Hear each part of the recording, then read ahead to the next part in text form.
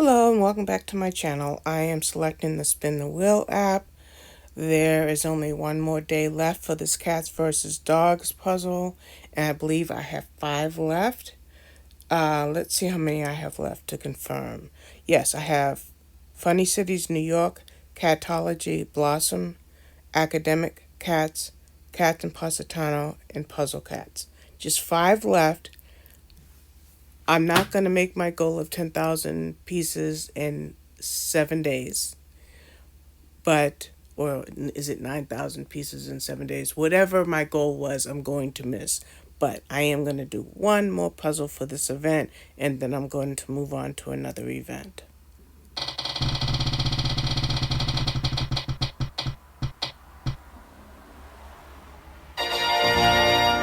Okay, this is an eeBoo puzzle, Cats in Positano, and I will start sorting it in the morning. I'm looking forward to doing this one.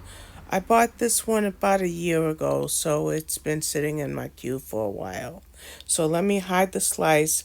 I think what I may very well do is, since the cats versus dog puzzle along on Instagram is yearly, I may leave the other 4 puzzles, Puzzle Cats, Funny Cities, New York, Catology Blossom, and Academic Cat, I may leave them to next year because there are other challenges that I'd like to do, plus other puzzles that I want to do for my own benefit. So I'm going to hide the slice, and I'm just going to leave it like that, and we'll see how, if I can get Cats and Positano done within a day. That's my goal.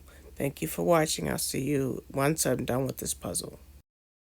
And as I've done most recently, I am sharing a screenshot from the Puzzle Tracker app to show that I have completed Cats in Positano and the rating that I gave it. Well, as usual, I take images or pictures of the puzzle as progress photos and do what you see here as a slideshow.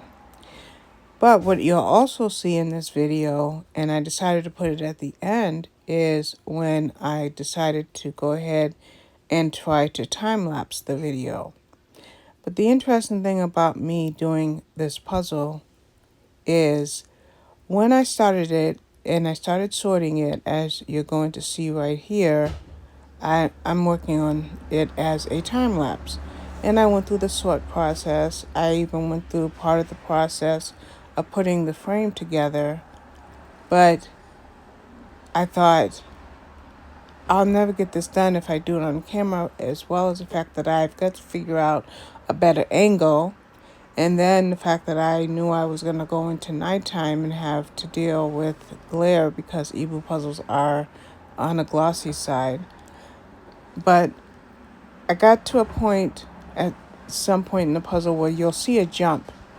You'll see a jump from me doing an actual time lapse to me having completed a fairly reasonable section of the puzzle or portion of the puzzle. And the reason that you see that skip is because I love the eeBoo brand. I've got 66 of them so far in my collection. I've done maybe 32 of the 66 that I've had or that I have. But when I was working on this puzzle, the pieces just kept falling into place. It was amazing. It was just like the ease is so amazing with these puzzles. So because of how quickly I was putting the puzzle together, I decided I should go ahead and at the very least do a time lapse for what I had left.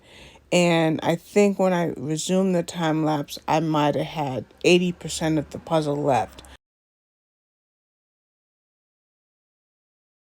But I decided I'm going to try it. Yeah, my angle's a little funny, but it's the best I can do for now. And I try to get as much of the puzzle, at least the border, in on each shot as I could. So I really enjoyed this, and like I might have said, I picked up on doing this as a better time lapse simply because I realized that with my love of eeBoo puzzles, they just fall into place so easily.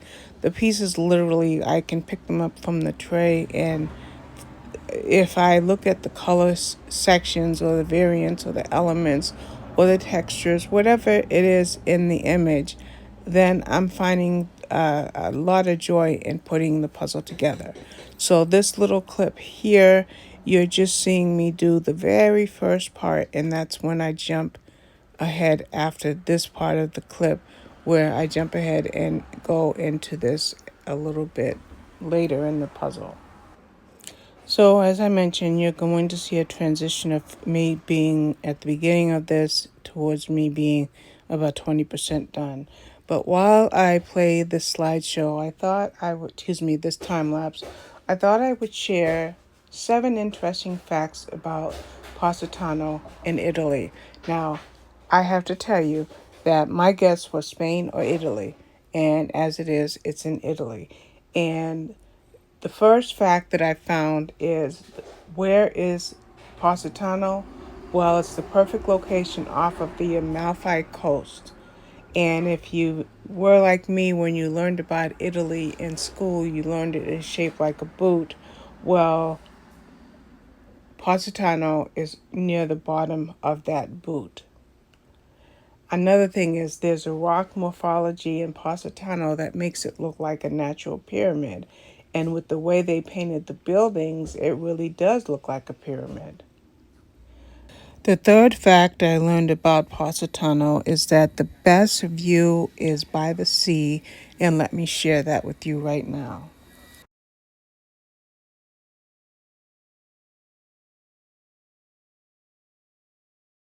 The next fact is that it's called Pezze di Positano, and I know my pronunciation is wrong, but the information here that I found is fashion is always celebrated here thanks to the casual summer dresses made of cotton and linen material.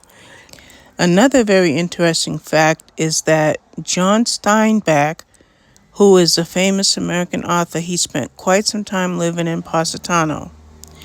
And from my history, I read The Grapes of Wrath when I was about 13 years old. It was written in 1939, and I still remember that book even though it's been decades since I read it. Here's something else. Positano is a vertical town, and I will incorporate an image. It says here that Positano has a vertical layout and is ranked as one of the best sloping cities in the world. By boat, you can see the town towering above the water. And then it says Positano is virtually etched on the mountain face. The colorful buildings climbing steeply amid terraces, gardens, and lemon trees, forming a surreal picture into the rock formation.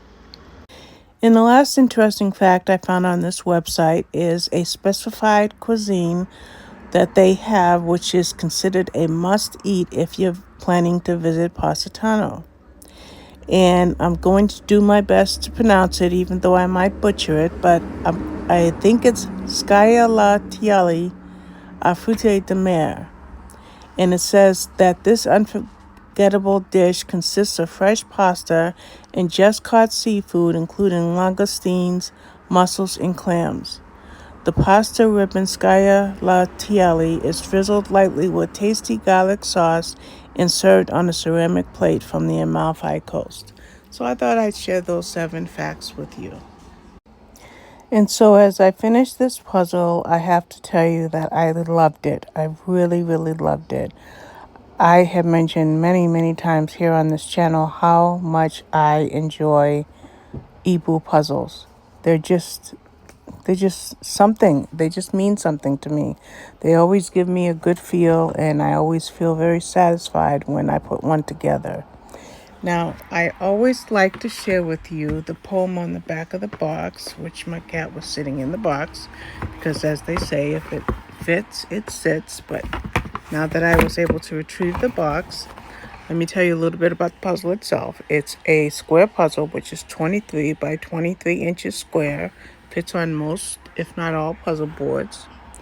And the puzzle piece size is a good size, and I will say that eeBoo has some false fits, but once you get certain sections done, you can quickly pick out your false fits so that you have 100% accuracy by the time you're done with the puzzle. Now in the back of each eeBoo puzzle box, there's a little poem. So let's read this poem. It says, "The cats recline. A lemon tree scents the breeze above the sea. Is there a better place to be? Come, do this puzzle with me." So yes, the image has a lemon tree, two ginger cats. It has the view of the water with 5 boats on it. And now that I've done the voiceover and did a little bit of research on Positano, I see that rock morphology over on the left side of the image when you see the completed image. Quite naturally, I did not know what I was putting together. I just thought I was putting together a beautiful image. And I want to mention, I think I may have said this because I've done a lot of voice clips, but there is a glare from the light. I have to figure out the lighting, especially if I'm working on an eeBoo puzzle at night, because once it's daylight and I have the sunlight to help me, then I don't get that glare. But you're going to see that glare in just about every single part of this puzzle. But I really did enjoy putting it together, and I can't wait to get to my next eeBoo puzzle. Now, as I mentioned, I didn't complete my goal of 10 puzzles. I only got 6 done, but there's another event, a wine and dine event, and I have 2 puzzles that I'd like to work on for that. And since I'm only going to do a couple of puzzles for the wine and dine puzzle along on Instagram, I don't think I'll use the wheel because I know the next puzzle that I want to work on is Happy Hour, the first version of it that one of my viewers sent me. She saw that I had said I was trying to get my hands on it. And I'm so glad that I have it, and I will be putting that one together next.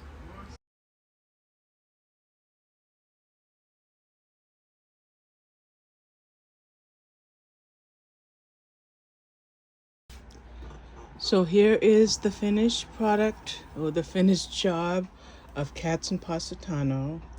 Positano is in Italy, and it's an outside cafe with 2 orange cats, ginger cats. Funny thing is, this cat is all orange like my cat Milo, and this cat is orange and white just like my cat Toby. So these are my 2 cats. They just went to Italy without me. So let me go ahead and get this video uploaded. So I want to thank you for watching. I enjoyed working on this puzzle and with the cats versus dog puzzle along. And now I'm excited to start my next puzzle along. I will do a video on the puzzles that I completed in my attempt to do a certain amount of pieces in 7 days. Look for that video soon. But meanwhile, thank you for watching, and please hit the like button on your way out. Bye-bye.